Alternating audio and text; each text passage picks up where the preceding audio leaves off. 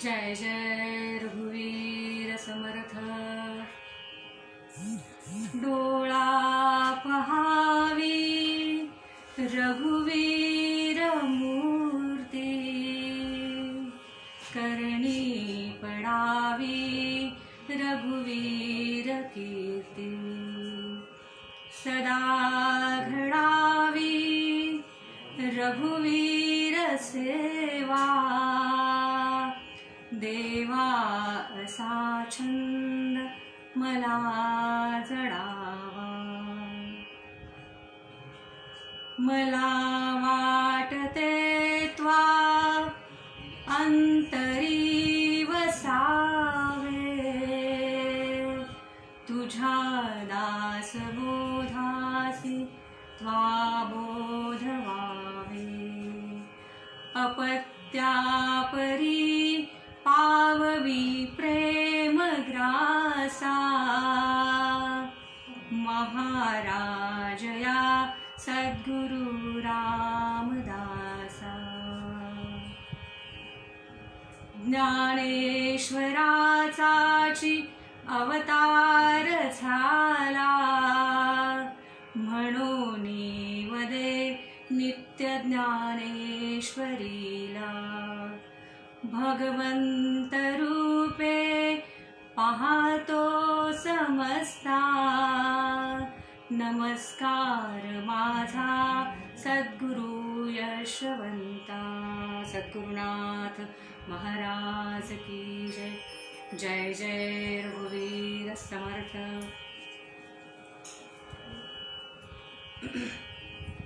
नमस्कार श्रोते हो, संत समागम या लाईव्ह पेजवरून या एकांताच्या काळामध्ये आपण अनेक विद्वान जणांची प्रवचनं ऐकली आहेत, निरूपणं ऐकली आहेत आणि आपल्याला हा एकांतवास बराच सुखकर झाला आहे। अध्यात्माची मेजवानी आपल्या सगळ्यांना मिळते आहे। आज मला नांदेडचे श्री प्रवीणजी केळीकर यांनी एक संधी दिली, त्याबद्दल प्रथमतःच मी त्यांचे आभार मानते।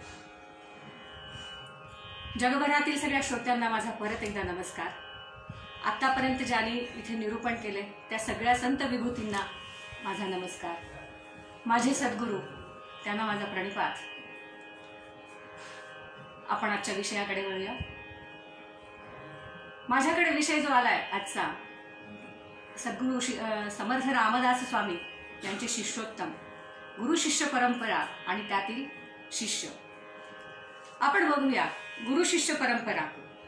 खरं तर आपला भारत हा अध्यात्माची परंपरा आपल्या भारतामध्ये खूप मोठी आहे आणि आपल्या भारताच्या आध्यात्मिक इतिहासामध्ये गुरु शिष्यांच्या अनेक आदर्श जोड्या आपण पाहिल्या आहेत। प्रत्येक जोडीचा वेगवेगळा असा आविष्कार आहे। आपण बघूया ज्ञानेश्वर माऊलींच्या जीवनात त्यांचे थोरले भाऊच निवृत्तीनाथ गुरु म्हणून लाभले। समर्थ रामदासांच्या जीवनामध्ये प्रत्यक्ष रामराया त्यांना सद्गुरू लाभले आणि त्यांच्या सद्गुरूंच्या आशीर्वादाने समर्थ रामदासांनी नंतर मोठं राष्ट्रकार्य केलं, म्हणून आपण त्यांना राष्ट्रसंत असं संबोधतो। अगदी अलीकडच्या काळात रामकृष्ण परमहंस आणि विवेकानंद हे शिष्य म्हणजे भारतातील अध्यात्म विद्येचा एक आविष्कारच आहे। तसं बघितलं आपण बघतो की साधारण कुठल्याही शिष्याला परीक्षेशिवाय सद्गुरू मिळत नाही, पण रामकृष्ण परमहंस आणि विवेकानंद यांच्या जीवनामध्ये काही वेगळंच बघायला मिळते। विवेकानंद शिष्य असून त्यांनी नेहमी परमहंसाची परीक्षाच घेतली अगदी शेवटपर्यंत, पण त्याचा अर्थ असा नाही। विवेकानंदाची खूप श्रद्धा होती बरं का परमहंसावर, त्यांच्या गुरुवर, म्हणूनच त्यांचं नातं अतिशय वेगळं आहे। गुरु शिष्य नातं खरंच वेगळं आहे।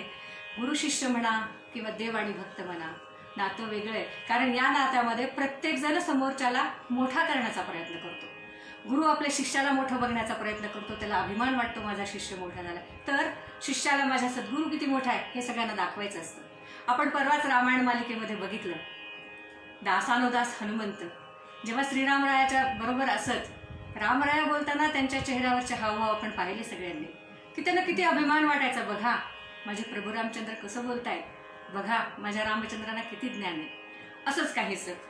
आपण विवेकानंदांच्या बाबतीत म्हणूया की जेव्हा रामकृष्ण परमहंस इतके श्रेष्ठ होते की ते स्वतः अमेरिकेला जाऊ शकले असते, मोठेपणा मिळवू शकले असते, पण त्यांनी विवेकानंदांना पाठवलं अमेरिकेला आणि त्यांना मोठं केलं. पण विवेकानंदांनी काय केलं की भारतात परत आल्यावर जी संघटना स्थापन केली, जे मिशन स्थापन केलं, त्याला स्वतःचं नाव नाही दिलं, रामकृष्णांचं नाव दिलं. आश्रमालाही त्यांनी रामकृष्णांचंच नाव दिलं. निवृत्तीनाथ जेव्हा संत ज्ञानेश्वरी लिहित होते, निवृत्तीनाथांना लिहिता आली असती, पण त्यांनी ज्ञानदेवाला ज्ञानेश्वरी लिहायचं श्रेय दिलं किंवा मोठेपणा दिला. आणि त्यानंतर ज्ञानदेवानी ज्ञानेश्वरीचं सारं श्रेय निवृत्तीनाथांना दिले. म्हणजे सद्गुरू मिळणे ही जशी भाग्याची गोष्ट आहे, तसंच उत्तम शिष्य मिळणं सुद्धा भाग्याची गोष्ट आहे बरं का. कारण सद्गुरूचं मोठेपण किंवा सद्गुरूचा जो संप्रदाय चालवायचा असतो तो शिष्याला चालवायचा असतो, तो वारसा शिष्याला पुढे न्यायचा असतो. म्हणून शिष्य सुद्धा चांगला मिळणं खूप गरजेचं आहे. समर्थ रामदासांचा स्वरूप संप्रदाय, प्रभू श्रीरामांनी त्यांना जेव्हा दर्शन दिलं तेव्हा त्यांनी सांगितलं की तुला राष्ट्रकार्य करायचंय, प्रपंच एकट्याचा नाही, तुला राष्ट्राचा प्रपंच करायचा आहे. म्हणून समर्थांनी सावधान म्हणताच लग्नाच्या मंडपातून जो पळ काढला, त्यानंतर ते पूर्ण भ्रमंती करून अनेक शिष्योत्तम मिळवले. त्यांच्या शिष्यरत्नामध्ये अतिशय सुरेख असे शिष्य त्याने मिळवले. राष्ट्रभ्रमंतीमध्ये समर्थ जिथे जिथे जात तिथे ते फक्त शिष्यांना शोधत, परीक्षून सोडत. आणि अशाच एक समर्थांना त्यांच्या भ्रमंतीमध्ये मिळालेले एक तेजोमय शिष्यरत्न म्हणजे समर्थ वेणा स्वामीबद्दल आज आपण विचार करणार आहोत. चला मग आपण वेणा स्वामी म्हटलं की थोडंसं जरा वाटलं असेल की महिला शिष्या, पण समर्थांच्या संप्रदायामध्ये महिला आणि पुरुष असा भेद नव्हता. त्यामुळेच त्यांच्या शिष्यमंडळीमध्ये किंवा प्रमुख शिष्यमंडळीमध्ये अक्कास्वामी, वेणास्वामी, बायजाबाई अशा अनेक महिला अधिकारी पुरुष होऊन गेला. वेणाबाई तर मठपती होऊन गेली. आता आपण तिचाच विचार करणार आहोत. चला आपण जाऊया करवीर नगरीमध्ये. वेणास्वामींचं माहेर, मूळ गाव करवीर म्हणजे आत्ताचं कोल्हापूर. गौरवशाली इतिहासाने नटलेली अशी ही करवीर नगरी इसवी सन 1628 मध्ये. त्या दिवशी देशपांड्यांच्या वाड्यामध्ये अतिशय गर्दी होती, गजबजाट होता. कारण काय असेल? गोपजीपंत देशपांडे आणि राधिकाबाई या दाम्पत्याला कन्यारत्न प्राप्त झालं होतं आणि तिच्या वारशाचा हा दिवस होता. कुणी राधा घ्या, कुणी सीता घ्या, कुणी राधा घ्या, कुणी सीता घ्या, कुणी राधा घ्या, कुणी सीता घ्या, असं मस्त पैठणी नेसून नटलेल्या महिला सुवासिनी त्या बालिकेला पाळण्याभोवती फिरवत होत्या. असं 3 वेळा फिरवलं. आपल्याकडे बारशाला तो प्रकार आहे की 3 वेळा बाळाला पाळण्याच्या भोवती फिरवायचं. आणि नंतर सगळा एवढा मोठा मंडप भरलेला होता चिक्कार माणसाने, तो असा स्तब्ध झाला. आता बाळाचं नाव काय ठेवतंय, कोण ठेवतंय हे सगळे बघत होते. गोपजीपंताचा लोकसंग्रह एवढा मोठा होता की न सांगता ही सगळी माणसं त्यांच्या बाळाला आशीर्वाद द्यायला जमलेली होती. अगदी झाडून सारे लोक. आणि त्यांच्यामध्ये चर्चा होती, अरे बाळ मोठं गोड आहे, गोरपाण आहे आईसारखं. परत कुणीतरी म्हणायचं, अरे नाही नाक डोळे तरतरीत आहेत बाबांसारखे, म्हणजे ही खूप शांत आहे हो, खूप सुलक्षणी आहे हो. असे हे पारंपरिक चर्चासत्र महिलांमध्ये चालू होते. तेवढ्यामध्ये एक निळ्या रंगाची भरजरी शाल घातलेली मध्यम वयस्कर बाई तिथे आली. सगळ्यांचं लक्ष तिच्याकडे लागलं.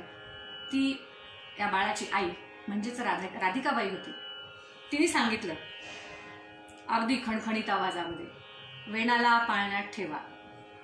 म्हणजेच त्या बाळाचं नाव वेणा असं नामकरण त्या बाळाचं झालेलं होतं. गोपजीपंत आणि राधिकाबाई ह्या अत्यंत सुस्वभावी होत्या आणि ह्या वेणाच्या आधीची 3 अपत्ये त्यांची जगली नव्हती. त्यामुळेच त्यांना या वेणाबद्दल ह्या छोट्या बाळाबद्दल खूप अशी आत्यंतिक प्रेम आणि सुरक्षितता वाटायची की माझं हे बाळ कुठं ठेवू आणि कुठं नको. कारण बऱ्याच दिवसानंतर घरात छोटी पावलं रांगणार होती, दुडदुडणार होती. साहजिकच आहे, हा आईचा आणि बाबांच्या प्रेमाचा उमाळा असणारच आहे.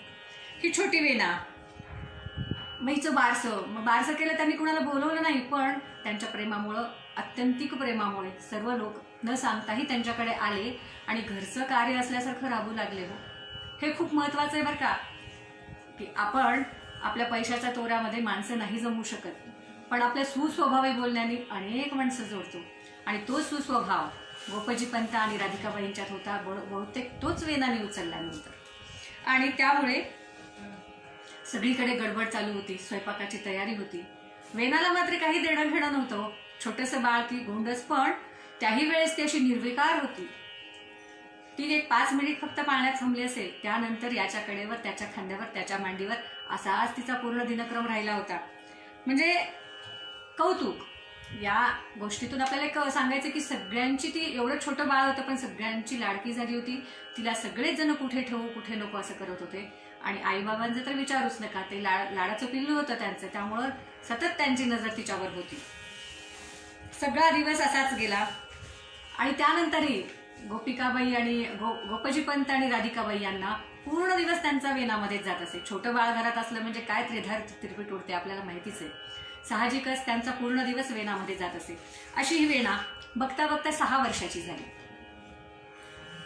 आता काय, वाढवण्यामध्ये कधी वेळ कधी वर्ष निघून जातील पत्ता लागत नाही. तसंच वेनाचंही झालं की 6 वर्षाची वेना लोकाभिरामं रणरंगधीरं राजीवनेत्रं रघुवंशनाथं अशा गोड आवाजात रामरक्षा म्हणत होती. तिचं बोबडं बोलणं, तिचं चालणं, तिचं सगळं सुंदर होतं. पण त्या वयाच्या 6व्या वर्षी ती रामरक्षा अतिशय सुरेख म्हणत होती की तिची रामरक्षा ऐकायला शेजारचे सुद्धा येऊन बसत असत. आणि घरामध्ये वर्षानुवर्ष रामोपासना चालत आल्यामुळे साहजिकच हे सात्विक, सोज्वळ संस्कार त्या वेनावर झालेले होते. अगदी ती पूजेच्या वेळेस सुद्धा बाबांच्या जवळ येऊन बसायची. तिचं लक्ष सगळं देवांकडे असायचं. तिला वाटायचं की मला कोणी उठवून नेऊ नये. ती छोटी असल्यामुळे सगळे म्हणायचे ना तिला, तू चल बाहेर, पण ती अजिबात हालायची नाही. बाबांची पूजा होईपर्यंत देवघरात असायची. विशेषतः आरतीच्या वेळी ती छोटी वेना इतकी तल्लीन होऊन जायची की बघणारा म्हणायचा की हिच्यात काहीतरी ईश्वरी अवतार आहे किंवा ईश्वरी देणगी आहे असं बघणाऱ्याला वाटायचं. आणि रामकथा हा तर तिचा आवडता विषय होता. खरं तर ती 6 वर्षाची होती. बाललीलामध्ये रमायला हवं होतं. खरं तर छोट्या मुलांचा स्वभाव अवखळ खेळकर असतो, पण हे काहीही वेणामध्ये नव्हतं. तिच्या बरोबरीच्या मैत्रिणी तिला चिडवायच्या, हुंदडायच्या. जेव्हा एखाद्या वेळेस त्या फुलपाखराच्या मागे लागायच्या तेव्हा ती त्यांना रागवायची, त्याला हात लावू नका, त्याचा पंख तुटेल. मग त्याला वेदना होती. एवढ्या छोट्या वेणाला त्या फुलपाखराच्या वेदना कळायच्या. म्हणजेच ती कितीही, तिचं हृदय किती संवेदनशील होतं बघा. हे सगळं संस्कारी होतं. आणि रामकथा अगदी तिला केव्हाही कधीही रामकथा कोणी सांगितली तर आवडायची. ती म्हणायची मला रामाची गोष्ट हवी. कुणीतरी तिला म्हणालं अगं वेने ती गोष्ट शिळी झाली, तेव्हा ती काय म्हणायची, आपण रोज रात्री आकाशामध्ये तारका बघतो, चांदण्या बघतो, दुसऱ्या दिवशी त्याच असतात, मग त्या कुठे शिळ्या होतात. तसंच माझ्या रामरायाची कथा पण शिळी होत नाही, मला ती ऐकायचीच आहे. आणि तिचे प्रश्न असायचे. नुसती ती कथा ऐकायची नाही. कथा सांगताना रामाच्या कथेमध्ये राम शेवटी निजधामाला गेले असं सांगत असताना ती लगेच म्हणायची बाबा मरण म्हणजे काय. लगेच दुसरा प्रश्न असायचा, राम देव होते असं तुम्ही म्हणताय, मग देवाला कसं मरणार. तिसरा लगेच प्रश्न असायचा, तुम्ही म्हणताय भक्त हनुमान होते, मग राम देव असून ते गेले, मग हनुमान भक्त असून तो कसा जिवंत राहिला. मग मी हनुमंताच्या पाठीवर बसून ध्रुव बाळाकडे जाऊ का, मला तो मिळेल का. असे हे तिचे वेगवेगळे प्रश्न असायचे. समाधी म्हणजे काय. आता एवढ्या छोट्या बालवयामध्ये समाधी हा शब्द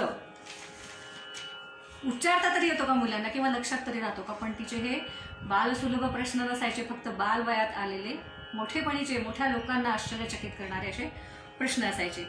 म्हणजे याच्यावरून कळतं की तिच्या बुद्धिमत्तेला एक धार होती, सत्यान्वेषणाची एक तळमळ होती आणि प्रश्नामध्ये जिज्ञासेचा ओलावा होता. उगी प्रश्न विचारून सोडून देणं हा तिचा स्वभाव नव्हता, तर ती त्याच्या मागे असायची. म्हणजेच ईश्वर प्राप्तीची ओढ ही तो तिच्या स्वभावाचा पिंड होता. आणि तिच्यात असलेलं त्याच्यासाठी प्रेमळ अंतःकरण भगवंताने तिला जणू बहालच केलं होतं. अगदी या वयात सुद्धा रामरक्षा, विष्णू सहस्त्रनाम, शिवमहिम्न, शंकराचार्याची स्तोत्र तिला अगदी मुखपाठ होतं. आणि तिचं हे सगळं बघून किंवा तिची जिज्ञासा, तिच्या बुद्धिमत्तेची चमक बघून गोपजी पंतांना वाटायचं की हिला साक्षर केलं पाहिजे. त्या काळात कुठे शाळा होत्या.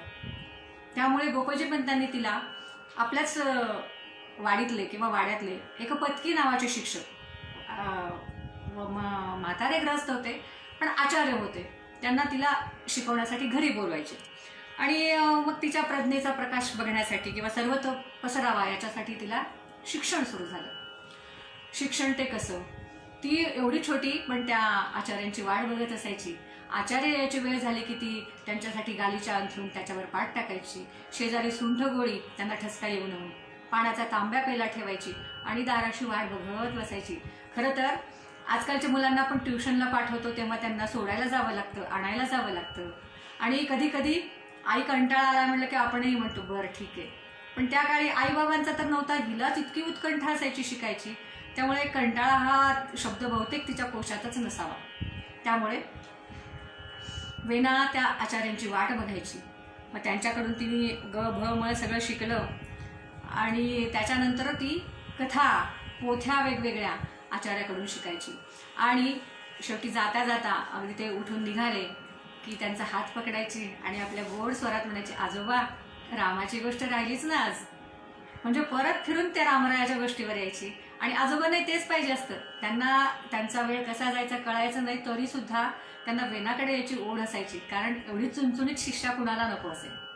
आणि परत ते हातवारे करत, प्रत्येक पात्राचा अभिनय करत तिला रामकथा सांगायचेच. आणि जाताना फक्त म्हणायचे, बाळ वेना, तू महाभारत, रामायण जरी वाचायला शिकलीस ना तरी मी हे केलेल्या श्रमांचं चीज झालं.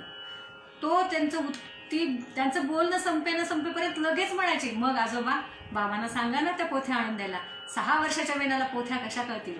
पण तिचं ते अचंबित करणारं असं बुद्धिमत्तेचं तेजच होतं की त्यामुळे तिला त्याही वयामध्ये महाभारत, रामकथा याचंच वेळ होतं. आणि ते तिने स्वतःच्या अगदी म्हणजे गुरुजी तिला म्हणायचे, हो बेटा मी सांगतो तुझ्या बाबांना आणि आपण आणूयात त्या पोथ्या. म्हणजे त्या आचार्यांना पण छान वाटायचं, अरे आपली शिष्य एवढ्या छोट्या वयात किती छान पुढे जाते. आणि बघता बघता 6 वर्षाची विना 10 वर्षाची कधी झाली कळलंच नाही. त्या काळी बालविवाहाची पद्धत होती हो. आणि बालविवाह असला तरी मुलीला काय पाहिजे हे विचारण्याचा तर प्रश्नच नव्हता. हल्ली आहे मुली मोठ्या झाल्या लहान असतात तरी पण मुलीला विचारल्याशिवाय आई बाबा एक पाऊलही पुढे टाकत नाही. मुली सांगतात त्यांच्यासाठी येऊ पाहिजे, हा पाहिजे, मला नवरा तो पाहिजे, इथला पाहिजे, तिथला पाहिजे, बँक बॅलन्स पाहिजे. म्हणजे हे आत्ताच्या युगातले प्रश्न आहेत. पण त्या काळी बालविवाह होता. अर्थात गोपजी पंतांनी तिला न विचारताच मिरजेचं एक स्थळ पसंत केलं. मिरजेच्या देशपांडेंचा मुलगा होता. तो 15 वर्षाचा असेल साधारण. आणि त्याच्याशी हिचं लग्न ठरवून टाकलं. म्हणजे हिला काहीही विचारलं नाही. दत्तात्रय असं त्या मुलाचं नाव होतं. फक्त त्यांनी एक बघितलं, घराणं छान आहे, तिचं आयुष्य चांगलं जाईल. त्यांचं गब्बर श्रीमंत होते, ते मुलाचे वडील सावकार होते आणि बसायला दारात घोडागाडी होती. मुलीच्या आईवडिलाला काय पाहिजे, आपली मुलगी कुठेही सुखात राहिली म्हणजे झालं. आणि वेनाला पसंती त्यांनी कशामुळे दिली तर तिच्या सुस्वभावामुळे. तिच्या स्वभावाची कीर्ती देशपांडेंच्या कानी मिरजला गेली होती. कोल्हापूर मिरज असं काही फार अंतरच नाहीये.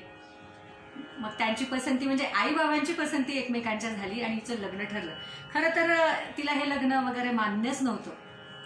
तिच्या बरोबरच्या मैत्रिणी चिडवायच्या, काय बाबा आता एका माणसाचा थाट आहे म्हणे, बसायला घोडागाडी आहे म्हणे, खूप श्रीमंत आहे. पण तिला ह्या चेष्टा आवडायच्या नाहीत. खरं तर लग्न ठरलं की त्या नववधूला एक स्त्री सुलभ लज्जा, तर ही नववधू कशी बालिकाच होती. त्यामुळे तिला हे सगळं, आणि त्यात ही वैराग्याची, तिला ईश्वर प्राप्तीची ओढ असल्यामुळे तिला या प्रापंचिक याच्यामध्ये काहीही रस नव्हता. त्यामुळे तिला हे लग्न मान्य नव्हतं म्हणण्यापेक्षा तिला लग्न नको होतं. तिने तसं एकदा राधिकाबाईच्या कानावरही घातलं. पण राधिकाबाई कसं मस्त श्रीमंताचा जावई मिळालाय, घर छान मिळालंय या नादामध्ये इतक्या खुश होत्या की त्यांनी थोडंसं काननिराळं टाकलं. पण त्यांनी सुद्धा गोपजी पंताच्या कानावर ही गोष्ट घातली. पण गोपजी पंत म्हणाले, ठीक आहे आता सध्या जर पुढे लग्न झाल्यावर तिला आवडेल, म्हणून त्यांनी तिच्याकडे थोडं दुर्लक्ष केलं. पण म्हणजे शेवटी कसं की मुलीच्या मनाचा विचार त्या काळात कोणी करतच नसे, कारण त्या काळामध्ये न स्त्री स्वातंत्र्य होती हा विचार जनमानसामध्ये पुरेपूर भरला होता. मग तिचे वडील त्याला अपवाद नव्हते. चूल आणि मूल ह्या दोन बेड्या स्त्रीच्या पायात कायम असायच्या त्या काळी. आणि गुलामगिरीत बदल म्हणजे काय, म्हणजे त्यांचं असं होतं की तेव्हाची एक स्त्रीबद्दलची एक व्याख्या होती की गुलामगिरीत बदल म्हणजे स्वातंत्र्य. म्हणजे कसं, आधी वडिलांचा धाक, मोठं झालं की पतीचा धाक आणि वार्धक्यात पुत्राचा धाक, म्हणजे कायम गुलामगिरी ही स्त्रीच्या नशिबी. आताही थोडंफार आहे पण त्या काळी ते जास्तच होतं. मग त्याही वेळेस स्त्रीची म्हणजे स्त्री स्वातंत्र्याची बद्दल ही कल्पना असल्यामुळे वेनाला काहीच करता आलं नाही. आणि शेवटी तिलाही तिच्या आईवडिलांचा विचार करायचाच होता. जनमानसात त्यांना राहायचं होतं, समाजामध्ये त्यांना राहायचं होतं. मग ती आईवडिलांचा विचार करणाऱ्यातली मुलगी होती आणि आईवडिलांचा विचार करून ती शांत राहिली. होकार नाही दिला पण नकारही नाही दिला. मग त्यामुळे मार्गशीर्ष शुद्ध पंचमी या दिवशी सगळं बिऱ्हाड कोल्हापूरला आलं. आणि त्या काळी त्या भागावर मोगलांचं वर्चस्व होतं. मोगलांचे सैनिक हिंडायचे रस्तोरस्ती, त्यामुळे धूमधडाक्यामध्ये लग्न वगैरे असं काही न होता छोटेखानी समारंभ लग्नाचा झाला. जोशांच्या वाड्यामध्ये वऱ्हाड उतरलं आणि संध्याकाळचं सीमंत पूजन वगैरे सगळे कार्यक्रम यथोचित पार पडले आणि शांतपणे पार पडले. शांतपणे एवढ्यासाठी की त्या काळी बहीणबाईचं रुसणं वगैरे फार असायचं, म्हणजे ते ऐकिवात. पण या दत्तात्रयांचे आईवडील इतके समंजस आणि शांत होते, त्यामुळे गोपजीपंत आणि राधिकाबाईंना खूप समाधान वाटलं की काही न किरकिर होता शांतपणे सगळे कार्यक्रम पार पडले. दुसऱ्या दिवशी सकाळचा कार्यक्रम पार पडला. लग्नाचा मुहूर्त जवळ आला आणि लग्न लागलं. आणि तेव्हा वरमाला घालताना वेनाने फक्त वर पाहिलं तेव्हा तिच्या यजमानांचं, पतीचं फक्त चेहरा तिला दिसला. लज्जायमान वेनाने त्यांना हार घातला तेव्हा तिचे हात भयकंपित झाले, कारण आता तिच्या हातात बेड्या पडल्या होत्या. आता ती कायमची बंदिनी झाली होती, म्हणजे लग्न झाल्यामुळे एक वेगळी जबाबदारी तिच्यावर आली होती. त्याच्यानंतर मग सगळं कार्यक्रम यथासांग पार पडले आणि वऱ्हाड कोल्हापूरला गेलं. सासरी जाताना वेनाचं अंतःकरण अतिशय भरून आलं, कारण माहेरच्या मोकळ्या वाड्यामध्ये तिला म्हणल तसं ती वागू शकत होती, किंवा अध्यात्माचं सगळं तिचं हौस पूर्ण होत होती, तिचा हट्ट पूर्ण होत होता. पण सासरी गेल्यावर काय असेल तिला माहिती नव्हतं. त्याच्यामुळे साहजिकच तिला वाईट वाटू लागलं. आणि गोपजीपंत आणि राधिकाबाई यांचा तर काळजाचा तुकडा जात होता ना. कोणत्याही आईला अजूनही मुलीचं लग्न होत असताना आत्ताच्याही काळात काय तेव्हाच्याही काळात काय, आई म्हणजे आईच असते ना. अगदी मला आता हे सांगतानाही भरून येतं. मुलगी सासरी जाताना काय वाटतंय हे ज्यांना मुलगी आहे त्यांना कळतंच. साहजिकच गोपजीपंत आणि राधिकाबाई यांना खूप गलबलून आलं. आपली मुलगी, आपल्या काळजाचा तुकडा आपल्यापासून आता लांब जातोय, आपला तिच्यावरचा अधिकार संपला आहे हे जाणून त्यांना खूप वाईटही वाटलं. आणि खूप म्हणजे आता काय त्याचं वर्णन नाही करता येत. सगळा वाडा, कारण त्यांची सगळ्यांची लोकप्रिय अशी वेना आज सासरी चालली होती.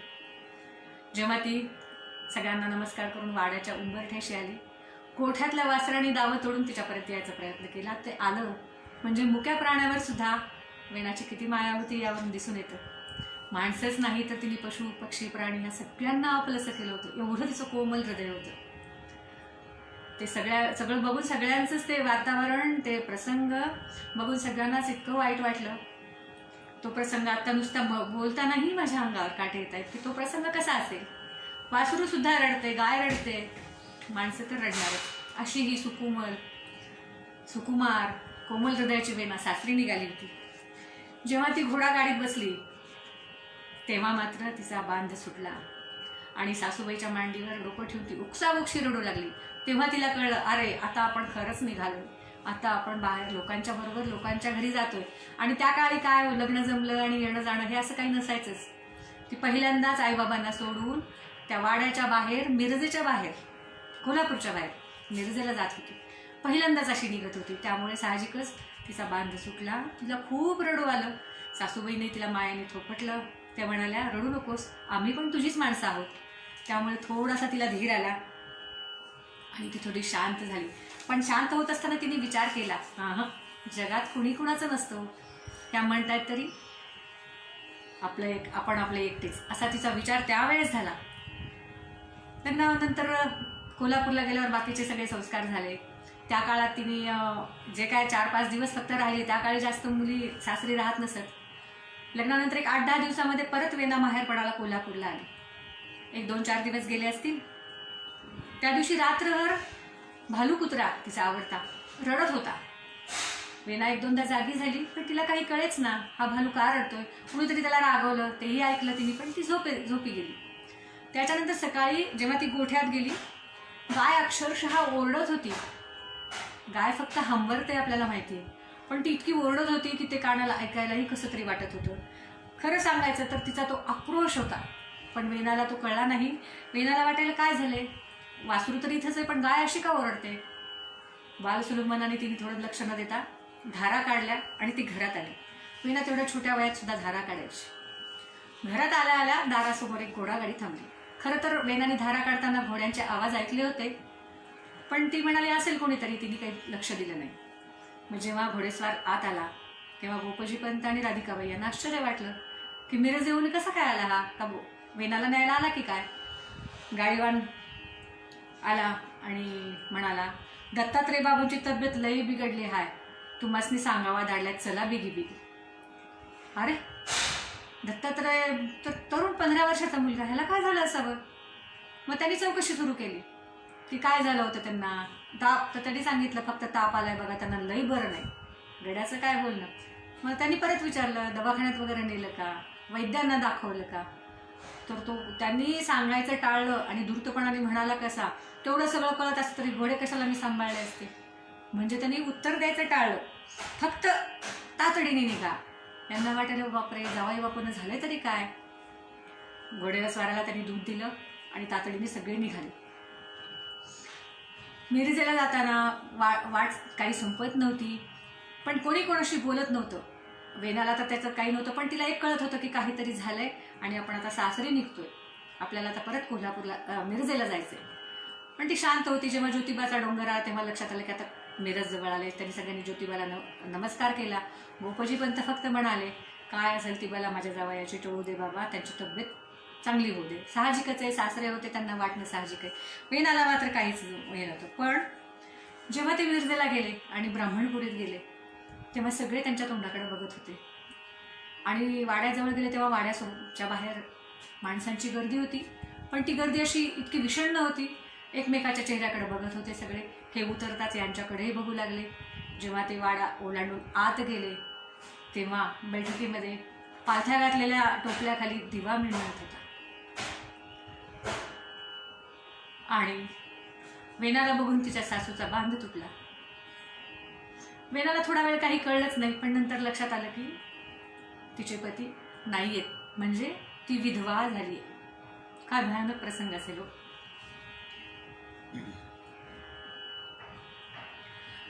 खरं तर नवरा किंवा पती याचं काय, तिला फक्त तिने वरमाला घालताना पाहिलेलं होतं. त्यानंतर मिरजेला असताना 1-2दा त्यांचं दर्शन झालं होतं वाड्यामध्ये ओझरतं, आणि कुणीतरी नाव घ्या म्हटल्यानंतर संकोचाने तिने लाजून 1-2दा तिचा उखाणा घेतला. एवढंच काय ते तिचा आणि पतीचा संबंध आला असेल. पण विधवा हे बिरुद तिला लागलं होतं. एवढी छोटी सुकुमार वेना बालवयात काहीही न अनुभव घेता, काहीही पतीचं सुख नाही किंवा पतीचा सहवास नाही, आणि ती विधवा झाली होती. हा आघात गोपजी आणि राधिकाबाई यांना तर सहन होण्याच्या पलीकडचा होता. पण दत्तात्रयांचे वडील सुद्धा ह्या आघाताने पार कोलमडून गेले होते. नंतर भेटीअंती त्यांना कळलं की हे दत्तात्रय पट्टीचे पोहणारे होते, पण त्या दिवशी विहिरीमध्ये पोहताना अचानक गाळात रुतले आणि त्यांचा प्राण गेला. म्हणजे कोणाचं मरण कधी आणि कसं नाही सांगू शकत आपण. एवढा तरुण मुलगा गेला, त्यांना किती वाईट वाटलं असेल. साहजिकच वेना विधवा झाली होती आणि वेनानी ते स्वीकारलं होतं. त्या काळात विधवांचं जीणं म्हणजे भयानक होतं. समाज त्यांच्याकडे इतक्या विचित्र नजरेने बघायचा. विधवा म्हणजे गोठ्यातली गाय आणि घरातली विधवा असं एक समीकरण होतं. म्हणजे तिला इतकीही किंमत नसायची त्या काळामध्ये. त्या साहजिकच इतकी हुशार वेना, इतकी सुकुमार वेना, इतकी सुंदर वेना विधवेचं जीवन जगणार हे बघूनच राधिकाबाईंच्या पोटामध्ये खड्डा पडला. पण जनमानसासमोर किंवा समाजाच्या रूढीसमोर त्यांचं दोघांचं काहीही चाललं नाही. विषण्ण मनाने ते परत गेले आणि वेणा मिरजेला सासू सासऱ्यांसोबत राहू लागली. तुझी माया विचित्र उपाधी शरीरे केली आत्मबुद्धी, आत्मे शरीर संबंधी विपरीत सिद्धी वाढली. मी माझे वाढले गाढ ते नेमती झाली मूढ, ग्रहासक्ती लागली दृढ त्यागू अवघड या लागी. ऐशी ही बुद्धी विवळे अप्रयासे तत्व आकळे, तैशी कृपा की जे राहुळे दास गोपाळे ताराया. 20 वर्षाची वेणा तुळशी वृंदावनाजवळ जाऊन नाथांचे भागवत वाचत होती. वैधव्याची जखम बरीच भरून आली होती. ती आता कमालीची अंतर्मुख झाली होती. एखादा तपस्व्याचं तेज तिच्या मुखावर विलसत होतं. आता तिला गरज भासत होती प्रत्यक्ष सद्गुरूची. कारण ती ग्रंथाचं वाचन करताना तिला अनेक शंका येत. आत्मबुद्धी म्हणजे काय, देहबुद्धी नाहीशी करण्यासाठी काय करावं, बुद्धी विवळे म्हणजे काय, असे 5-6 ओव्या म्हटल्या की तिच्या मनामध्ये अनेक प्रश्नांचं वादळ उठे. शेवटी अनाकलनीय असं म्हणून ती पुढच्या ओव्या वाचायला लागली. संत ज्ञानेश्वर, संत तुकाराम यांचे अभंग तिने अगदी मुखोद्गत केले होते. म्हणजे विधवा होणं हे तिने सकारात्मक घेतलं होतं. तिने त्याचा पूर्ण वेळ म्हणजे अध्यात्माचा विचार करण्यात घालवला होता. खरं तर वेणा सासरी राहिली, पण ती नुसती विधवा म्हणून कोपऱ्यात नव्हती बसली. पहाटे 5 वाजता तिचा दिवस सुरू होई आणि अगदी धारा काढणे, अंगण झाडणे, सडा सारवण करणे, भांडी घासणे, धुणं धुणे, सगळी कामं वेणा करायची. फक्त तिला सुरुवातीला अवघड वाटायचं की तिला स्वयंपाकघरात आणि देवघरात मज्जा होता. तिने धुतलेलं धुणं किंवा तिने घासलेली भांडी त्याच्यावर पाणी टाकून घ्यायचे, तेव्हा तिला खूप वाईट वाटायचं. मीही माणूसच आहे. पण नंतर त्या परंपरा तिने समजून घेतला. त्याच्यावर तिने भाष्यही केलं नाही. ते तिने सगळं गिळलं किंवा ती सवयीचा भाग करून घेतला आणि ते काम उरकलं की तिचा उरलेला वेळ अशा नाथ भागवत, रामायण किंवा अभंग गाथा असं वाचण्यात ती वेळ घालू लागली. पण म्हणजे सासू सासरे खूप निर्मळ होते, सुंदर होते, सुसुभाव होते, त्यांची कुठेही आडकाठी नव्हती तिला. पण या समाजाचं फार लक्ष होतं तिच्यावर. ही विधवा झाली ना, एवढी सुंदर पोरगी विधवा, आता ती काय करते बघूया. जणू काही या लोकांनी तिच्या सुरक्षिततेचा सगळा यांच्यावरच भार होता. एक हिला शिव्या द्यायचं किंवा हिला नावं ठेवायचं एक केंद्र यांनी सुरू केलं होतं काही ठराविक समाजकंटकाने. आणि सतत तिच्यावर पहारा असायचा. कुठे जाते, काय करते, कुणाशी बोलते, दिवसभर काय करते. पण वेणा अतिशय सत्शील होती. तिने कोणालाही बोट दाखवण्याची वेळच येऊ दिली नाही, चान्सच दिला नाही. अगदी ती तल्लीन आपापल्या म्हणजे घरकामात आपलं काम भलं, आपण भलं, सासूबाईंना मदत करणे, उरलेला वेळ अध्यात्मात, असं हे वेणाचं दिनक्रम चाललेला होता. एके दिवशी ती अशीच धार काढून झाली सकाळी. तुंबाभर दूध तिच्या सासूबाईंनी चातुर्मासाचा नियम केला होता की रोज तांब्याभर दूध मारुतीला द्यायचं. मग तसं त्याप्रमाणे तिने धार काढून तांब्याभर दूध सासूबाईंजवळ दिलं आणि ती अंगणात सडा शिंपत होती. एवढ्यामध्ये एक प्रश्न तिच्या कानी पडला, अगदी मधुर आवाजात. तुंबाभर दूध मिळेल का? हा एवढा आवाज घनगंभीर आणि तेजोमय होता की तो स्वयंपाकघरातल्या सासूबाईंना ऐकू आला. त्या तिथूनच ओरडल्या, नाही, दूध मारुतीच्या नैवेद्याला ठेवले, तुम्ही पुढच्या घरी जा. वेणा बघायच्या अगोदरच हा प्रश्न उत्तराचा कार्यक्रम झाला आणि ठीक आहे, जय जय रघुवीर समर्थ असं म्हणून तो तरुण निघूनही गेला. गोसावी तो इतक्या झटकन गेला की वेणाबाई बघायच्या आत हा प्रकार घडला. वेणा गोंधळली, कावरीबावरी झाली. आयुष्यात तिने असा तेजस्वी आणि बलदंड पुरुष पहिल्यांदाच पाहिला होता. बलदंड पुरुष, तेजस्वी, दाढी आणि जटा असतील तरी सुद्धा त्या व्यवस्थित वळवून बसवलेला, कपाळावर आवळ, हातामध्ये कुबडी आणि एक तुंबा आणि मेखला गुंडाळलेला, असा तो तेजस्वी ओजस्वी पुरुष तिने पाहिला. पण ओझरताच, कारण सासूबाईंचं आधीच उत्तर मिळाल्यामुळे तो गोसावी निघून गेला. अगदी म्हणजे तिला असं वाटायला लागलं की असं वीज लावल्यासारखं कुणीतरी आलं आणि गेलं. ती गोंधळी आणि ती पटकन धावत सासूबाईंजवळ गेली.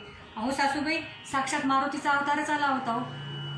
त्या चमकल्या आणि म्हणाल्या, अगं मग बघ जा बरं, इथेच कुठेतरी असेल, कारण मला मारुतीला दूध द्यायचंय, मग ह्या गोसाव्याला दिलं तरी चालतंय. पण ती म्हणाली, नाही, तो एवढा पटकन गेला की आता नसेलच. तो एवढ्या वेगाने गेला. बरं, जाताना तो काय म्हणाला माहिती का? जय जय रघुवीर समर्थ. सासूबाई, हे काय हो? तेव्हा सासूबाई म्हणाल्या, अगं आता बायका काल म्हणत होत्या बाई, कुणीतरी चाफळचा गोसावी आलाय, तोच तर नसेल बापडा. कारण ते लोक भिक्षा मागताना असंच काय बाय म्हणतात बाई, जय जय रघुवीर समर्थन काहीतरी म्हणतात, पण कदाचित तोच असेल. आणि चाफळला ना रामरायाचं मोठं मंदिर बांधतायत, त्याच्यासाठी भिक्षा मागून हे द्रव्य गोळा करतायत असं कळलं. मग कदाचित तो पण असेल. वेना चमकली आणि थोडंसं तिने सासूबाईंना असं विचारलं, मी एक थोडं बोलू का सासूबाई? त्यांनी हो म्हणण्यापेक्षा तिच्याकडे एक असा कटाक्ष टाकला की बरं बोल, काय बोलायचे. ती म्हणाली, तुम्हाला आठवतंय का कुंडली बघताना त्या दिवशी शास्त्रीजी म्हणाले होते की मारुतीराय घरी चालून येतील, तुम्हाला आशीर्वाद देतील, पण ते तुम्हाला कळणार पण नाही ते कधी येऊन गेले. कदाचित हा माणूस तर नसेल. झालं पुन्हा. म्हणजे त्या सासूबाईंना हिने सोडलं याच्यामध्ये शंकेच्या भोऱ्यात आणि ही बाहेर निघून आली. पण तिला असं वाटू लागलं की हे खरंच मारुतीचे अवतार असतील, मग खरंच हे चाफळचे रामदास गोसावी तर नसतील. मग काय झालं? मागावया आहे याचक, त्यासी दवळता निरर्थक, सामर्थ्य असता कोणी एक, तो अधर्मी जाणावा. बघा, दारी आलेल्या वाचकाला जर आपण आपली क्षमता असताना जर भिक्षा नाही घातली तर तो अधर्मी. मग वेणाला वाटले हे कवन मोठ्याने म्हणावं, सासूबाईंना सांगावं की आपण केवढा मोठा अधर्म केलाय. पण ती सासूबाईचं मन दुखवू इच्छित नव्हती किंवा तो तिचा अधिकार नव्हता. ती फक्त गप्प बसली. तिला विश्वास होता हा गोसावी पुन्हा नक्की येणार. 8 दिवस झाले, 10 दिवस झाले, वेणाच्या डोळ्यासमोरून ती मूर्ती काही जात नव्हती आणि गोसावी काही दर्शन देत नव्हता. एके दिवशी भागवत वाचता वाचता तिने सासूबाईंना प्रश्न केलाच, सासूबाई, चाफळला राम मंदिर बांधणाऱ्याच्या त्या गोसाव्याचं नाव काय हो? तिचा स्त्रीसुलभ प्रश्न होता. पण सासूबाई ना समाजाची काळजी होती. ते म्हणे, ए बाई, गपचूप तू भागवत वाच, उगी कुणी ऐकलं तर काय म्हणतील, ह्या विधवा बाईला कशाला पाहिजे गोसाव्याचं नाव. वेणा आपली चुकले सासूबाई असं म्हणून गप्प बसली. वेणाला तसं गुरुदर्शनाचा ध्यास लागला होता. आणि परमार्थाचं कसं आहे बरं का, नियम आहे. साधकाची मनोभूमी साधनेने चिंतनाने शुद्ध झाली, भाजली गेली की त्या ठिकाणी उपदेशाचं बी पेरण्यासाठी सद्गुरू आपोआप चालून येतात. त्यासाठी शिष्याला गुरुचा शोध घेण्याची गरज नसतेच. आणि इथे वेणा तर स्त्री होती, त्यात विधवा होती, तिचं बाहेर जाणं तर शक्यच नव्हतं. त्यामुळे ती फक्त वाट बघण्याशिवाय काहीही करू शकत नव्हती. आता गोसाव्याचंच बघायला गेलं तर ते समर्थच होते. समर्थ असं कुठे थांबतही नसत, कोणाशी बोलतही नसत जास्त. ते सतत फिरत असायचे आणि या हिंडण्याच्या मिशाने ते एका ठिकाणी कधीच राहत नसत. खणामध्ये जाऊन राहे, तेथे कोणीच न पाहे, सर्वत्र आमची चिंता वाहे, सर्व काळ, असं समर्थांचं होतं. कुग्रामे अथवा नगरे, पहावी घरांची घरे, भिक्षा मिसे लहान थोडे, परोक्ष नाही सोडावी. समर्थ भिक्षेच्या निमिषाने त्यांची भारत भ्रमंती तर झालीच होती. ते सतत हिंडत होते भिक्षेच्या निमित्ताने गावोगाव. घरांची घरे म्हणजे घरामधील जी अशी व्यक्ती की जी त्यांच्या परमार्थासाठी काम येईल अशी व्यक्ती, अशी तरुण मुलं ते शोधत असायचे. त्यांचं लक्ष वेणाकडे गेलं नसेल का? म्हणजे समर्थांना फक्त राष्ट्रकार्यासाठी, त्यांच्या संघटनेसाठी तरुण मुलं मुली हव्या होत्या की ज्यांना सुद्धा त्यांच्यासारखा ध्यास आहे किंवा ज्यांना सद्गुरू चरणाची, सद्गुरू दर्शनाची तळमळ आहे, असे लोकांचा समर्थांना सुद्धा ध्यास होता. समर्थ भिक्षेच्या निमित्ताने अशी नाना गावातली नाना लोक एकत्र करायचा जणू त्यांनी ध्यास घेतला होता आणि त्या निमित्तानेच ते फिरत होते. पृथ्वीमध्ये जितकी शरीरे तितकी भगवंताची घरे, घरामध्ये वास्तव्य करणारी घरे हे शोधत होते. आणि घडीमध्ये एकांतात राहून सगळ्या जगाची चिंता करत होते. आपल्याला माहितीच आहे, चिंता करीतो विश्वाची, हे समर्थ लहानपणी म्हणून गेले होते. त्यामुळे साहजिकच आता सुद्धा समर्थांना सगळ्या विश्वाची चिंता होती आणि ते त्या निमित्त त्यांची भ्रमंती होती. समर्थ वेणाबाईंना चटक लावून गेले. वेणाबाईंना त्यांच्या दर्शनाची आस लागली. पण समर्थाने सुद्धा एका क्षणामध्ये ती दारात सडा शिंपणारी, अंगणात सडा शिंपणारी, पांढरं वस्त्र घातलेली, पण करारी, तेजस्वी, सुस्वभावी तरुणी झटक्यात हेरली नसेल का? हेरली होतीच. त्यांचंही लक्ष तिच्याकडे होतंच. ही वेना आपल्या परमार्थासाठी अत्यंत उपयुक्त आहे, हिला आपण सुसंस्कारित केलं पाहिजे अशी तळमळ त्यांनाही लागलीच होती. त्यामुळे एके दिवशी 12 वाजण्याची वेळ होती. सकाळचं सगळं काम आटोपून वेणा तुळशी वृंदावना समोर नित्यनेमाने भागवत वाचत बसली होती. तेवढ्यात खणखणीत पण शुचिमधुर आवाजामध्ये एक ध्वनिकल्लोळ उठला. अहिल्या शिळा राघवे मुक्त केली, पदी लागता दिव्य होऊन गेली. जया वर्णिता सीनली वेदवाणी, नुपेक्षी कदा रामदासाभिमानी. जय जय रघुवीर समर्थ. ओम भवती भिक्षां देहि. तिने वर पाहिलं, त्या दिवशीचे भिक्षेकरी होते. आत आवाज गेला आणि सासूबाई म्हणाले, थांबा हा स्वामी महाराज, मी भिक्षा आणते. अंगणात उभे असलेले समर्थ वेणाकडे बघत होते. वेणाच्या तोंडून शब्द फुटत नव्हता, ती फक्त समर्थांकडे बघत होती. तेव्हा समर्थ विचाराले, बाळ तू वाचतेस तरी काय? समर्थांनी वेणाबाईला प्रश्न केला. तसं वेणाबाईंनी प्रेमळ शब्दात सांगितलं, मी की नाही नाथांचं भागवत वाचते. बाळ तू वाचतेस, पण हे तुला समजतं का? तुझ्या लक्षात येतं का? समर्थांनी पुन्हा प्रेमळ आवाजात विचारलं. खरं तर एवढ्या प्रेमळ आवाजात वेणाशी कुणीही असं बोललं नव्हतं. तिला ते खूप मनाला असं खूप समाधान वाटत होतं. ती पण तेवढ्या धाडसाने बोलत होती. हो थोडं समजतंय, गोंधळाला होतंय, मनाच्या आकाशात अनेक शंकांचे तारे किलकिलतात. कुणाला विचारू, मी कुणाला सांगू? अरे काय शंका आहे तुझ्या मनी बा? बघू, आम्हाला जमलं तर आम्ही तुझ्या शंकेचं उत्तर देऊ. असं म्हणताच वेणाच्या मुखातून शब्द झरझर पाझरू लागले. प्रश्न वेणाचे बघा. नमो वागेश्वरी शारदा सुंदरी, श्रोता प्रश्न करी वक्तयासी. वक्तयासी पुसे जीव हा कवण, शिवाचे लक्षण सांगा स्वामी. सांगा स्वामी, आत्मा कैसा? आत्मा कैसा तो परमात्मा, बोलीजे अनात्मा तो काय? कवण कवण प्रपंच, कोणे केला संच, मागुता विसंच कोणे करी.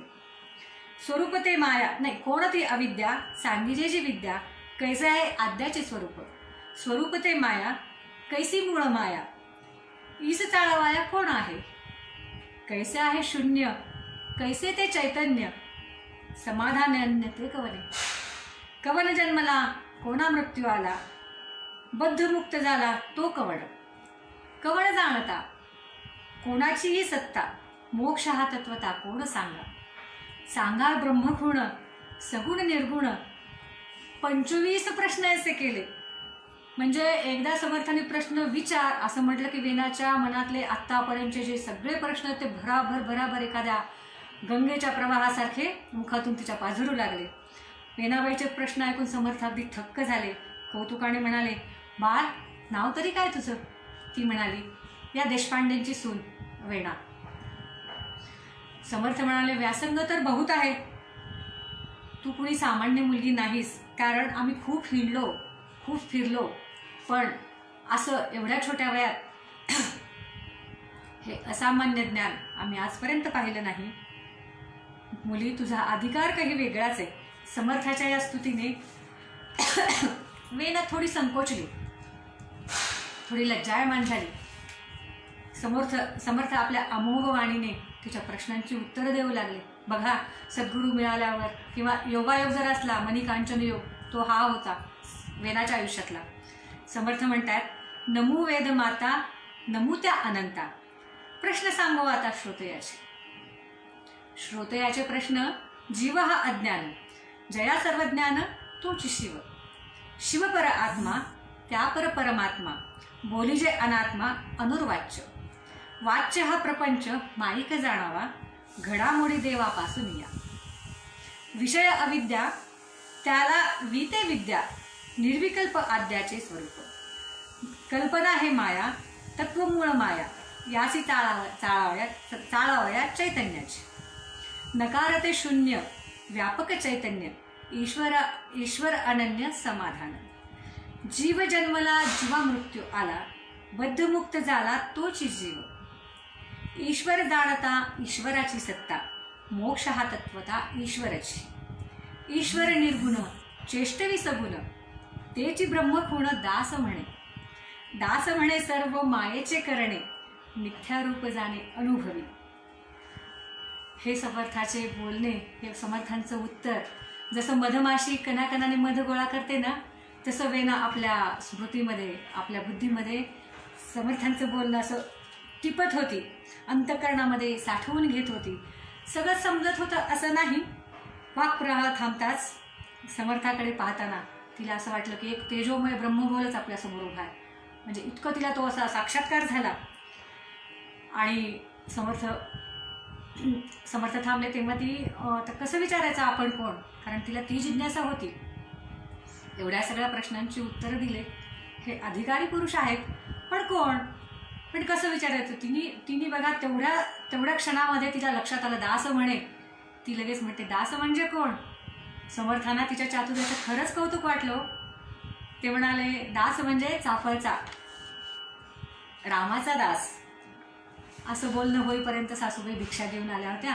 त्यांनी भिक्षा वाढली आणि समर्थांच्या चरणी माथा टेकला. लांब होत समर्थ म्हणाले आई, रामराया तुमचं कल्याण करेल. तो सासूबाई म्हणाल्या मला काय करायचं मेलीला कल्याण असून, माझ्या गौऱ्या तर मसनात गेल्या. महाराज, करायचंच असेल तर कल्याण रामरायाला सांगा तुमच्या, ह्या पोरीचं कल्याण करा. समर्थ म्हणाले रामराया तुमचंही कल्याण करेल आणि ह्या मुलीचंही कल्याण करेल, दोघींचंही कल्याण करेल. असं म्हणून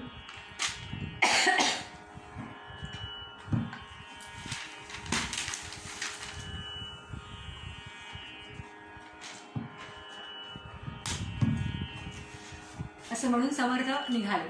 पण समर्थाचं हे रूप, बलदंड बहुदंड आणि त्यांचं वाणी, त्यांचा आवाजातला धीर गंभीरपणा पाहून अनायासेच रस्त्यावरची मुलं त्यांच्या मागे थव्याचे थवे लागत होते.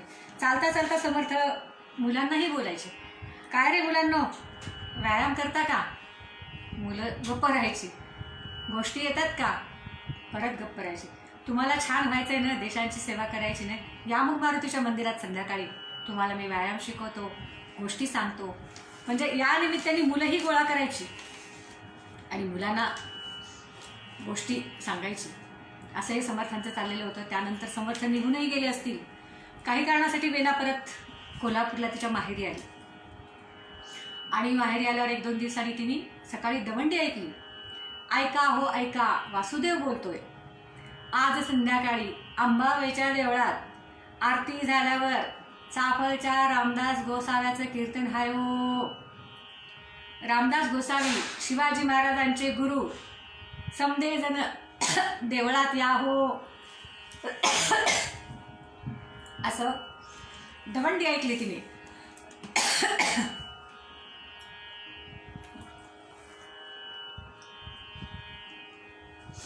अरे वेणाला तर कोण आनंद झाला.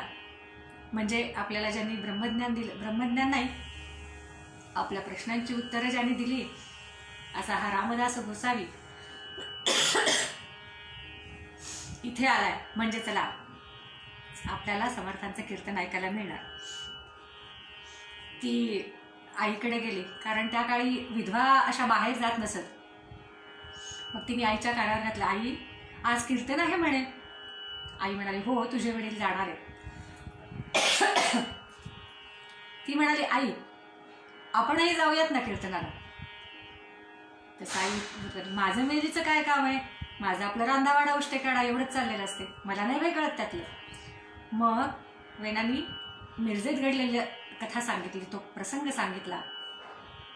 आणि तिने सांगितलं माझे सासूबाई आणि सासरे त्यांना खूप मानतात, सासूबाई सुद्धा त्यांच्या कीर्तनाला जातात. म्हणजे काहीतरी बोलून करून तिने आईला राजी केलं कीर्तनाला जायला. आणि संध्याकाळी मग त्या दिवशी तिला मग आई कसं तरी हो म्हणाली, आईकडून होकार घेतला हो वेणानी. पण त्या दिवशी तिचं जेवणात लक्ष नव्हतं. दिवसभर ती एका आनंदात होती की आज मला समर्थ दिसणार, आज समर्थांचं कीर्तन ऐकायला मिळणार, या आनंदात होती. आईला वाटलं कीर्तनात झोप येईल म्हणून वेणा जेवली नसेल. संध्याकाळी कीर्तनाला आई वडिलांनी वेणा पोचली. समर्थांनी सुरू केलं तर रामा हो जय राम असा सुरुवातीचा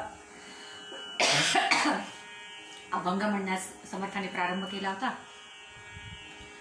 वेना आणि तिचे आईवडील पोचेपर्यंत बरीच गर्दी जमली होती. नाही म्हणायला समर्थांच्या समोर जागा होती, पण एवढी गर्दी ओलांडून जाणार कसं?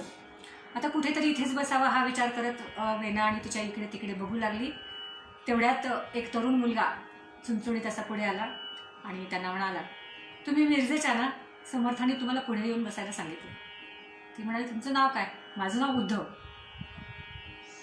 वेनानी पाहिलं आणि तिच्या लक्षात आलं, त्या दिवशी एवढी भेट झाली, समर्थांनी आपल्या लक्षात ठेवलं. तिला कोण आनंद झाला आणि मग वाट काढत ती तिघेही समर्थांच्या कीर्तनाला येऊन बसली. समर्थांचं कीर्तन अतिशय सुंदर. तिथं काय वर्णन करायचंय? समर्थ कीर्तनात सांगू लागले, तुम्ही सगळेजण नारायण स्वरूप आहात, पण मायेच्या पटलाने स्वरूपाचं तुम्हाला हे भ्रम झालेला आहे. ते मायेचं पटल तुम्ही काढलं पाहिजे. जन्म आली या नरदेहाचे काहीतरी सार्थक केले पाहिजे. प्रपंच नेमकपणाने करा, पण परमार्थ विवेकाने करा. परमार्थ विसरू नका.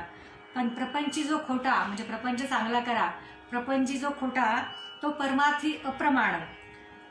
असं समर्थ प्रत्येक याच्यामध्ये लोकांना समजावून सांगू लागले. परत म्हणायला लागले, धकाधकीचा मामला कैसा घडे अशक्ताला.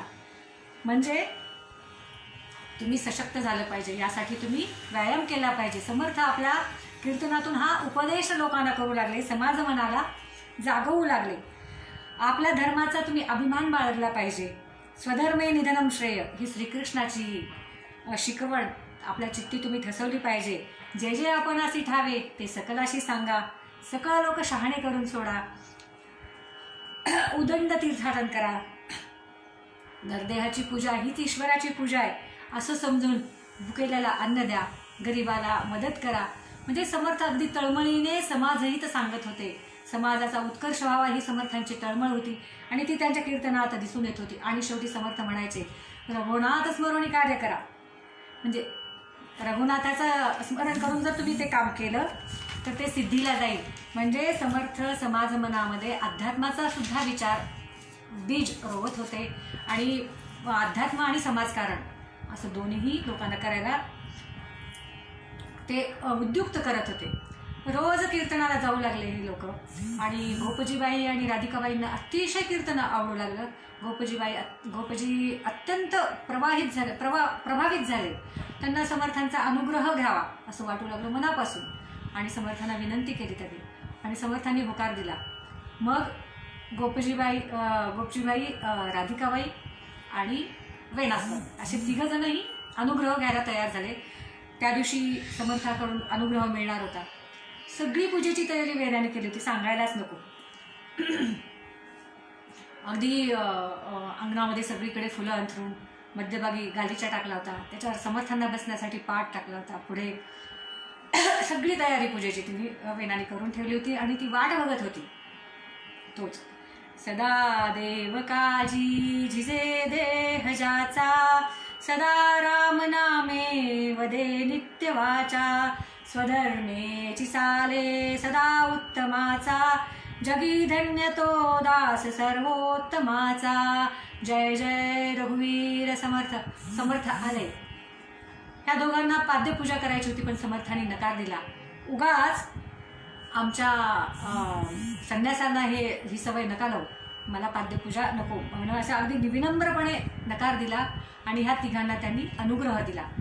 रामाच्या 13 अक्षरी मंत्रांचा जप करण्यास सांगितले आणि तिघांच्याही मस्तकावर क्षणभर हात ठेवला. तिघांनाही शक्तिपात झाल्यासारखं वाटलं. त्याच्यानंतर पूजा अर्चा फलाहार झाला आणि जाताना गोपजीपंतांनी त्यांना विचारलं की स्वामी, आम्ही सगळे ग्रंथ तर वाचतोच आहोत, पण आपला संप्रदायाचा एखादा ग्रंथ असेल तर आम्हाला वाचायला द्या. समर्थाने झोळीतून दासबोध काढला आणि दिला आणि ते म्हणाले की बहुतेक रामाची इच्छा आहे की आम्ही आठवडाभर इथे राहावं, तर त्या काळात हा 21 समासी दासबोध आहे, याची नक्कल करून आम्हाला परत करा. गोपजीबाई आनंदाने म्हणाले, हो, आमची वेना खूप छान लिहिते बरं, तिचं अक्षर खूप छान आहे. असं म्हणून त्यांनी वेणाच्या हातात ग्रंथ दिला. तिने तो मस्तकी लावला, त्याची पूजा केली आणि निघताना गोपजीपंतांनी काही ताटामध्ये दक्षिणा, त्याच्यावर एक अंगठी असं गुरुदक्षिणा देऊ केली. समर्थांनी त्याच्याकडे बघून असं एकदम म्हणाले, आमुची प्रतिज्ञा ऐसी, काही न मागावे शिष्यासी, आपल्या मागे जगदीशाशी भजत जावे, आपण अवचित मरोनी जावे, मग भजन कोणे करावे, या कारणे हरिभजनी लावावे, बहुत लोक शहाणे करावे जन, पतित करावे पावन, सृष्टीमध्ये भगवत भजन वाढवावे, तुमची उपासना हीच आमची गुरुदक्षिणा, जय जय रघुवीर समर्थ. असे म्हणून ते निघून गेले. त्यांच्या कवनाने वेणाबाईच्या डोळ्यामध्ये अक्षरशः अश्रुधारा कोसळल्या. समर्थ बसलेल्या आसनावर त्यांनी भक्तिभावाने मस्तक ठेवलं आणि त्याला आपल्या अश्रूंचा अभिषेक केला. आणि 21 समासी दासबोध अवघ्या 3-4 दिवसामध्ये वेणाबाईंनी सुवाच्य अक्षरात लिहून काढलं. तिचं ते हस्ताक्षर, तिचं ते लेखन, तिची ती प्रक्रिया बघून आईने तिची दृष्टच काढली.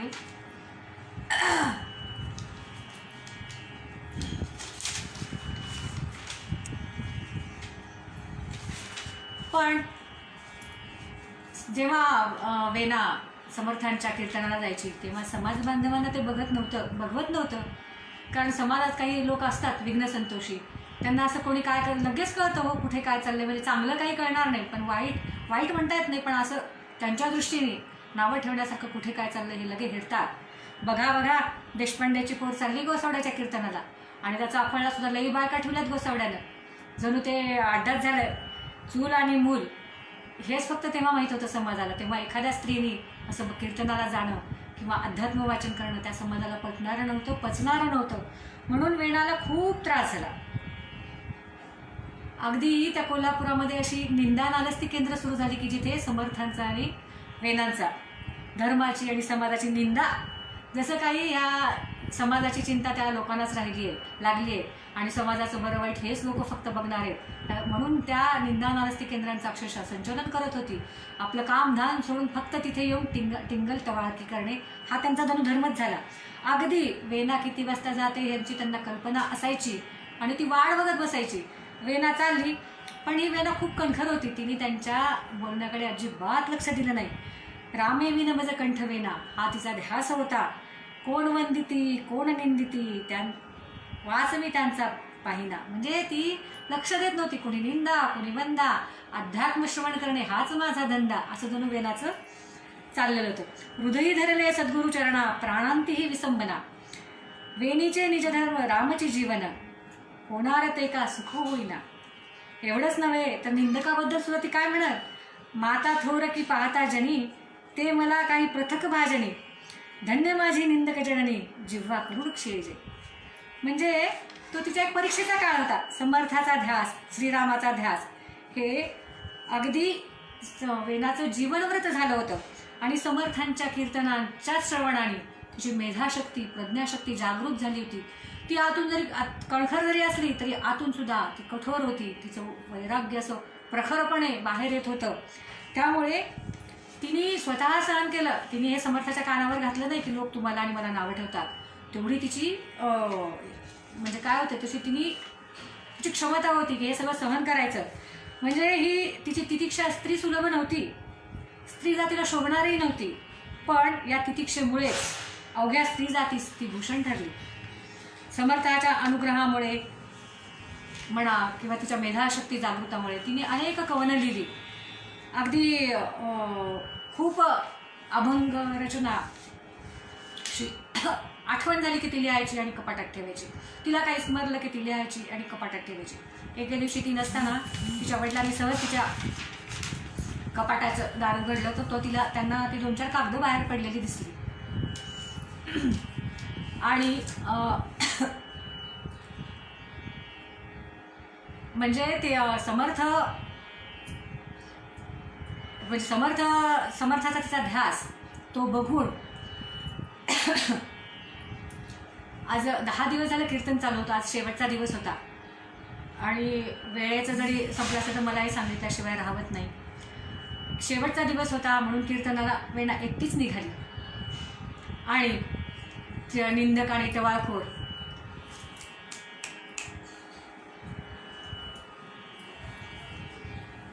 टवाळखोर समोर बसलेले होते. त्यांनी तिला अडवलंच आणि त्यांनी सांगितलं, आज समर्थ नाही आहेत, ते गेले निघून चाफळला.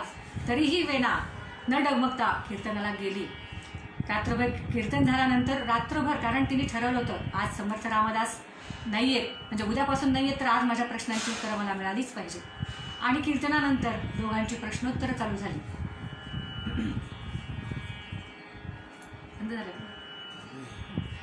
प्रश्नोत्तरं चालू झाली. समर्थ उत्तरं देत, वेना प्रश्न विचारे. अशामध्ये रात्र कधी संपली त्यांना कळलंही नाही. जेव्हा मंदिरातली काकड्याची घंटा झाली तेव्हा ती जागी झाली आणि तडक घरी निघाली. निंदकही सोबत होतेच, पण कल्याणाच्या आग्रहावरून काकड आरतीला वेना थांबली. तोपर्यंत हे निंदक घरी पोचले होते. अर्थात वेनाला काहीच कल्पना नव्हती. ती जेव्हा घरी गेली तेव्हा तिच्या भोवती काय वाढून ठेवलंय ते तिला दिसलं. आई आणि वडील डोक्याला हात लावून बसले होते आणि निंदक सगळे शेजारी जमले होते. घरी जाताच शेजाऱ्यांची प्रश्नवृत्ती सुरू झाली आणि ते म्हणाले, अगं वेना, कुठे गेली होतीस? रात्रभर गोसावड्याच्या बरोबर काय करत होतीस? वेना म्हणाली, मी एकटी नव्हते. कल्याण होता, गिरीधर होता, उद्धव होता. ते काही नाही. रात्रभर गोसावड्याच्या समोर काय दिवे लावलेस? वेना म्हणाली, नाही हो, मी मीरेसारखी शुद्ध आहे. मी सीतेसारखी.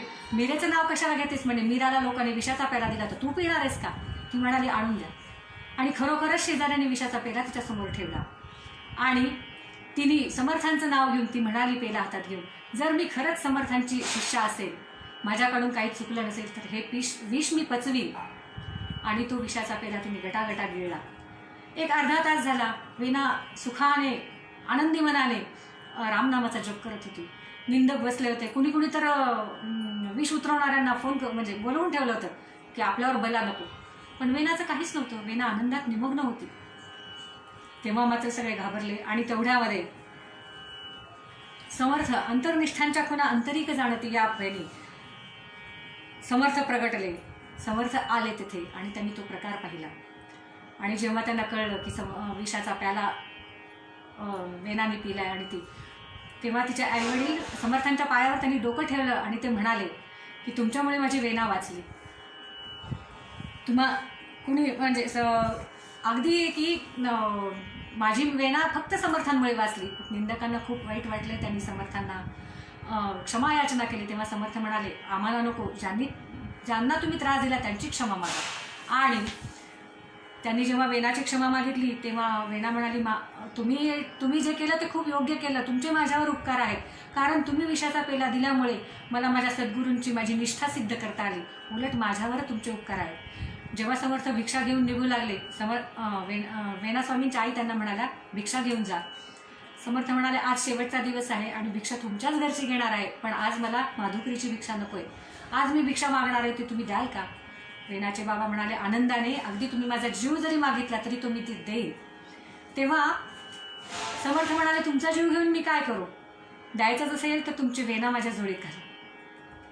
वेनाला तर आनंदाने काही सुचेच ना. जो प्रश्न काल तिला विचारायचा राहिला होता की महाराज मी चाफळला तुमच्यासोबत येऊ का, तो समर्थांनी आज सोडवला होता. बघा, या हृदयीचं त्या हृदयी कसं कळतात ते की समर्थांची इच्छा, आपल्या वेनाची इच्छा समर्थांनी अशी पूर्ण केली होती आणि वेनाला घेऊन ते चाफळला निघाले. जेव्हा समर्थ ठेवू का चालूच? वेळेच्या मर्यादामुळं आपण आजचा जो भाग राहिला आहे तो आपण उद्याच्या भागात घेऊया. जय जय रघुवीर समर्थ. त्यांनी बंद केलं होतं का?